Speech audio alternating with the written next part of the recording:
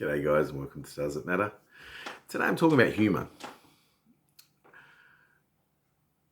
There's an awful lot of people in the world, and there always have been, though traditionally they came, for most of my life, they've come from the right, trying to restrict the way that people express themselves and talk and behave.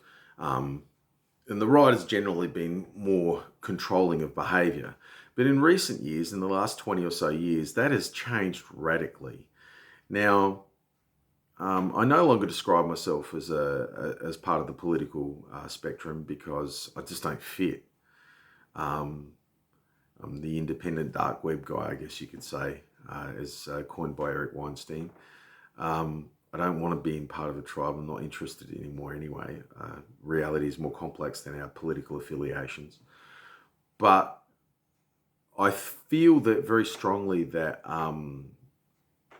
that humor transcends all those things. Humor transcends political divides. It pokes fun at everything. It analyzes everything.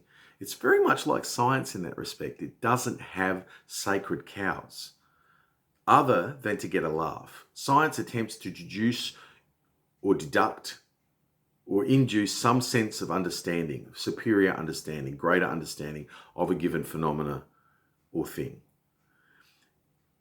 Humour wants to laugh at it. Humour wants to point out its idiosyncrasies and contradictions and nature. And as a result, humour and the attitude of a scientist and the attitude of a comedian often parallel each other. In order for scientists to study science, in order for scientists to study science, they need to have unrestricted ability to express and analyse and experiment on given phenomena. They do. I mean, within reason. Obviously, we don't want to do a Joseph Mengele and experiment on human beings and cause undue cruelty to animals. But within certain very limited parameters, science needs to just move in every direction it can and understand what is. Humour's the same. In fact, even more so.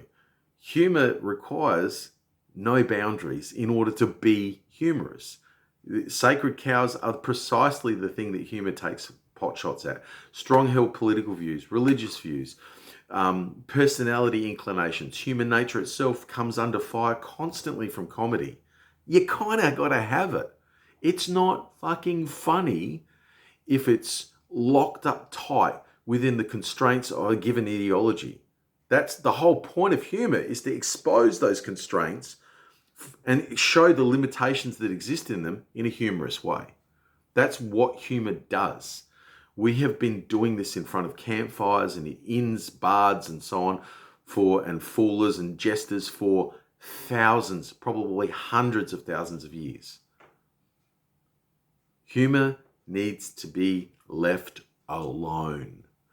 And in recent years, many of my former and fellow brethren on the left have become as virulently anti-free speech as many of their alt-right compatriots. Okay, and I say compatriots deliberately because they end up in the same place. Okay, gulags and authoritarianism. All right, both go to the same place. Not interested in either. Controlling people's speech is generally very bad. There has to be some limitations. You can't lie about people publicly and ruin their lives, okay?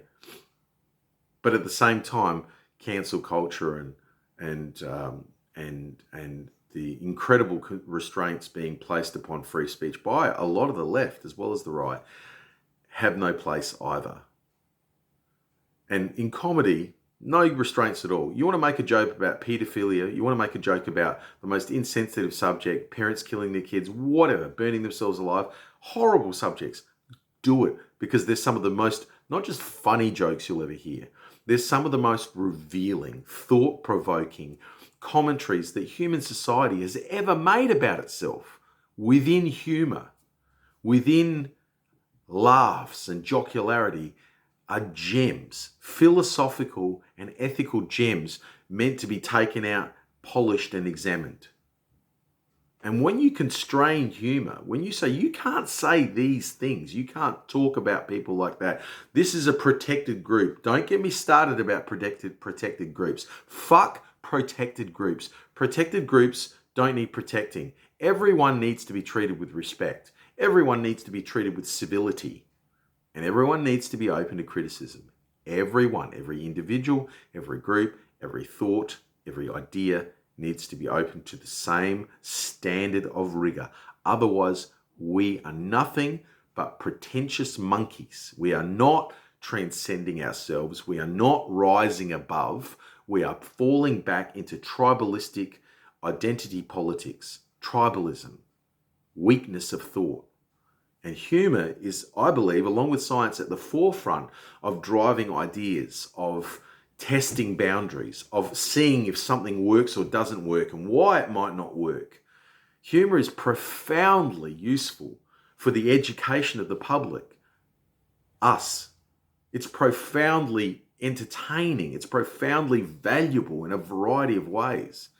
And for recent, last 10, 15 years in particular, for recent changes in that, to assault humor, to constrain humor is unbelievable. It really is unbelievable.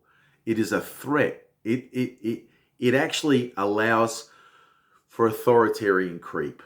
It allows for people to use these new purity codes that are assaulting our sense of humor, diminish our sense of humor, diminish our sense of inquiry, diminish our lack of reverence. No, fuck reverence. Respecting someone's belief doesn't mean you should revere any beliefs. I don't revere anything anymore. I don't.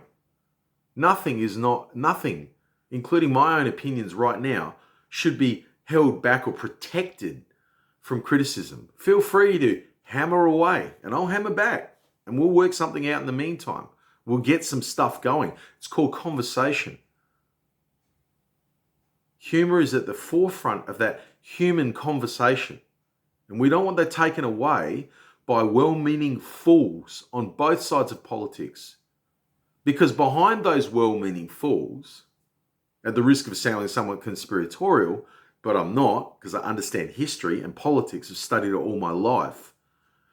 Behind those well-meaning fools are the real people, the people who use popular movements and redirect them and reframe them quite differently to what was intended by their original ideologues, and use them to further control the population, use them to further brainwash, constrain, and cause fear. If they can't change your mind, they'll just make you too afraid to say it or speak it. I don't want Nazis not talking and hiding in 4chan and other sort of dreary places and hiding over the internet. I want them openly discussing and talking. I can't change their mind if I can't talk to them. I'm not going to change their mind by beating them. So certain groups within Antifa who like to go and punch Nazis are idiots. Okay, gee, that's going to change my mind. I don't think my mind's ever been changed by being punched. And I've been punched an awful lot. No.